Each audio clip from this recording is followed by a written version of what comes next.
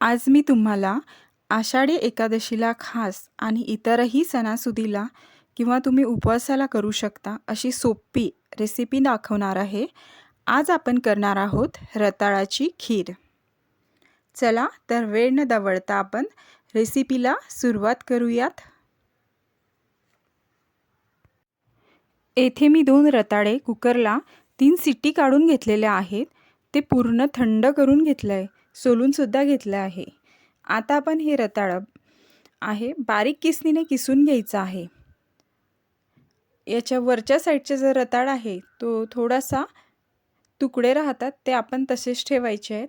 पूर्णच रताळ मी किसून घेतला आहे। पूर्ण रताळ छान किसून घेतला आणि थोडेसे याचे तुकडे राहिलेत। आता आपण गॅसवरती कढई ठेवायची। मध्यम आचेवरच आपल्याला गरम करून घ्यायची आहे कढई।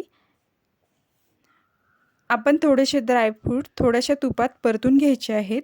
यामध्ये मी अर्धा चमचा तूप घातला आणि तूप वितळलं गेलं आहे। काजू आणि बदामाचे तुकडे करून घेतले आहेत। ते तुपावरती छान खमंग आपल्याला भाजून घ्यायचे आहेत। ड्रायफ्रूट छान खरपूस खमंग भाजून घ्यायचे। तुपावरती ड्रायफ्रूट छान भाजून परतून झाले आहेत। आता आपण यामध्ये अर्धा लिटर एवढं दूध घालणार आहोत। दुधाला छान उकळी काढून घ्यायची आहे। 2 ते 3 मिनिट दूध छान उकळून घ्यायचं आहे आपल्याला। यामध्ये आपण किसणीने किसून घेतलेले जे रताळे आहेत ते घालायचे। रताळे किसताना जो वरच्या बाजूने थोडेसे रताळ्याचे तुकडे राहतात ते आपण तसेच दुधामध्ये घालायचे आहे। खीर छान तयार होते। व्यवस्थित आता आपण हे रताळे मिक्स करून घ्यायचे। गुठळ्या जर असतील मोठा तर ते आपल्याला मोडून घ्यायच्यात थोड्याशा। दुधाला एक उकळी येऊ द्यायची आहे। आता या दुधामध्ये आपण पाववाटी एवढी साखर घालून घेतली आहे। साखर घालून घेतल्यानंतर परत एकदा आपण हे फिरवून घ्यायचं। गोडाचं प्रमाण तुम्ही तुमच्या आवडीप्रमाणे करू शकता। आता हे सर्व सतत मिक्स करत राहायचं आहे।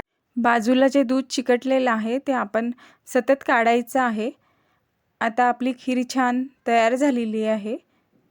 सर्वात शेवटी आपल्याला वेलची पूड घालायची आहे आणि थोडंसं शिजू द्यायचं आणि गॅस बंद करून घ्यायचा आहे।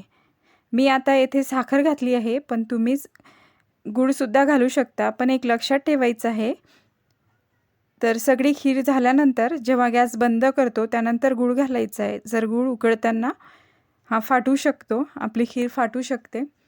आपली रताळ्याची खीर बनून रेडी आहे। अशा प्रकारे गरमागरम रताळ्याची खीर तयार झाली आहे। ही तुम्ही गरम किंवा थंड कशीही खाऊ शकता।